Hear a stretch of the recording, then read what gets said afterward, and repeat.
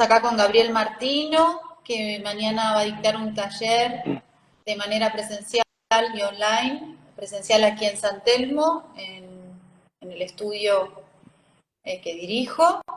Y para aquellos que están o en Uruguay, o en Chile, o en México, se pueden conectar vía Zoom.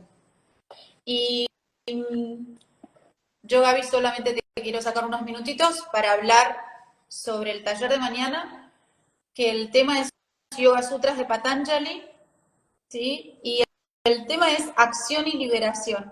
Acción, me imagino que te referís a Karma Yoga, pero cuando leo liberación pienso en Moksha, también pienso en Kaivalya, pienso en Samadhi, que puedas un poquito clarificarme, quizás esta pregunta la tienen otras personas también. Seguro, seguro. Bueno, sí hay tres temas, tres términos que están muy relacionados, que son moksha, que solemos traducir como liberación, kaivalya, que es un término que aparece en el Yoga Sutra, aparece en otros textos y es un término técnico del yoga de Patanjali, que se puede traducir como aislamiento, y samadhi, que también es un término muy importante en la tradición del yoga, que se puede entender como concentración. ¿Sí? Y vamos a hacer una primera distinción entre samadhi por un lado y moksha y kaivalya por otro. Samadhi es un término que alude a un estado de la mente, ¿sí? Un estado de concentración. O sea, es algo que nosotros predicamos de la mente está en samadhi, ¿no? Entonces es un estado de concentración que puede tener distintos niveles, Patanjali hace distinciones, y es propio de la mente. Y después tenemos, por otra parte, moksha y kaivalya, que ya no se predican respecto de la mente, sino de otra cosa que podría ser, por ejemplo, el Atman, el sí mismo del ser humano, ¿no? O el Purusha.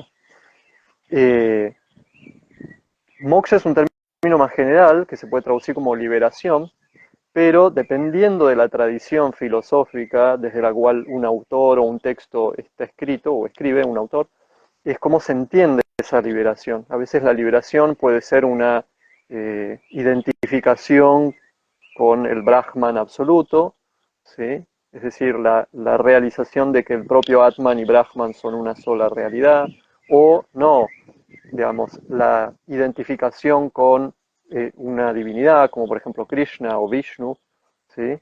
Entonces hay una unión de dos elementos, dos cuestiones diferentes, que es el Atman y Vishnu, o, como lo entiende el Yoga Sutra, como el aislamiento respecto de Prakriti, ¿sí? Entonces, moksha es un término más general que quiere decir liberación, y dependiendo de la tradición, cómo se entiende esa liberación.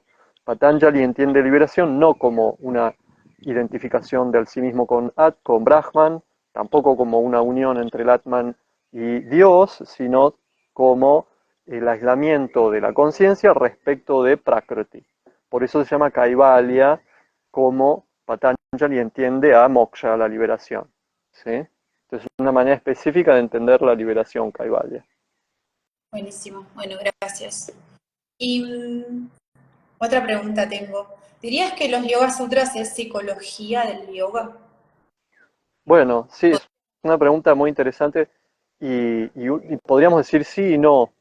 Sí, porque, digamos, el foco del Yoga Sutra está puesto en la mente y nosotros podríamos entender que, bueno, la psicología trata con la mente, ¿no? O sea, la palabra psicología tiene un primer término ahí que es psique, que es un término que viene del griego, que se suele traducir como alma, eh, y implica en alguna medida una distinción entre cuerpo y alma, cuerpo y mente, ¿sí?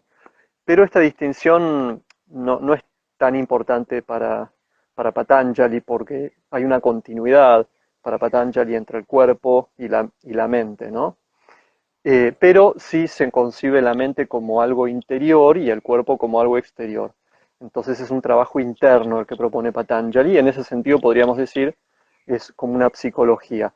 Pero bueno, no es una psicología en el sentido de que no se busca comprender las causas que puedan subyacer a las acciones que nosotros realizamos, ¿sí? O a los padecimientos que nosotros tenemos en el momento presente, ¿sí? Sino que en todo caso lo que se busca es suprimir todas las causas sin una búsqueda por entender las causas, ¿sí? Porque toda causa que se da en la mente para Patanjali implica, bueno, como una semilla que está en la mente y es una actividad propia de la mente, y esa actividad puede ser llevada a cero, por decirlo así. Entonces, si esa actividad es llevada a cero, ya no ejerce su causalidad, ¿no? Entonces, al no ejercer causalidad, bueno, la conciencia puede distinguirse de, de la mente, ¿no? Entonces, en un sentido sí, es como una psicología porque es un trabajo interior,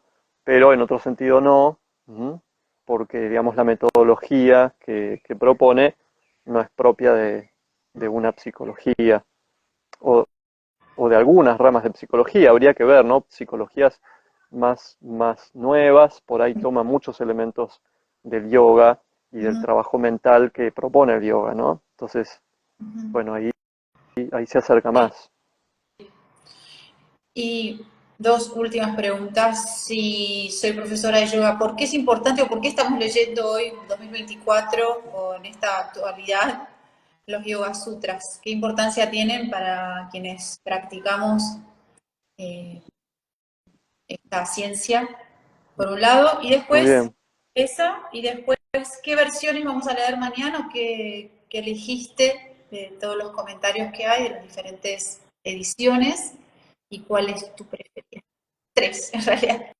Tres. Buenísimo. Bueno, ¿por qué estudiar Yoga Sutras también, no? Es como que hay dos tipos de razones. Una es la importancia del texto en sí y otra es la importancia que la tradición contemporánea del yoga le otorga al texto, con independencia de la importancia que el texto, el valor que el texto tenga por sí mismo, ¿no? Una es una razón histórica Ujú, y la otra es una razón, digamos, más filosófica, por decirlo de alguna manera. Y la razón histórica, bueno, tiene que ver con que, por una parte, en la antigüedad se estableció el texto de Patanjali como un texto que expone los fundamentos de un darshana, que es el darshana del yoga, así como otros darshanas, el Mimamsa, o la Mimamsa o el Vedanta, tienen sus textos fundantes. Bueno, el yoga, eh, en la medida en que se constituye como un darshana,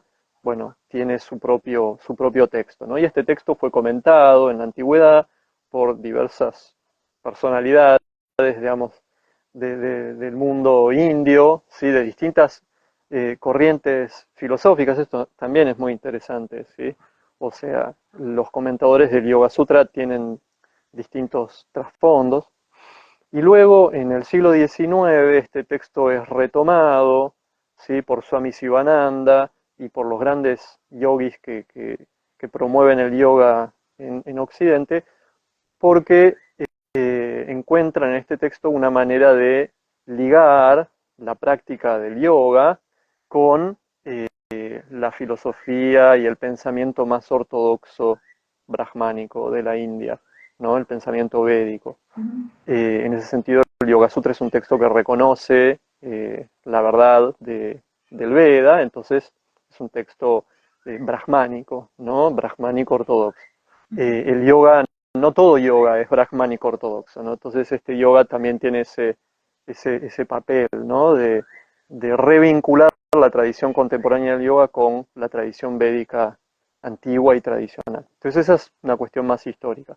Y después la cuestión filosófica es que, eh, bueno, el texto, por una parte es un sutra, y entonces en ese sentido es un gran desafío leerlo y entenderlo, porque como todo texto sútrico expresa ideas de manera muy resumida y necesita, como dice Edwin Bryant, ¿no? Como desempaquetar el sentido de un sutra, pero nos brinda tanto el Yoga Sutra como su comentario más antiguo, el atribuido a Vyasa, conceptos que en otros textos no están, ¿sí? Como por ejemplo una explicación detallada acerca de la acción, ujú, ¿sí? Una explicación detallada acerca del samadhi, una ujú. explicación detallada acerca de el funcionamiento de la mente, ¿no? Entonces, la profundidad con la que analiza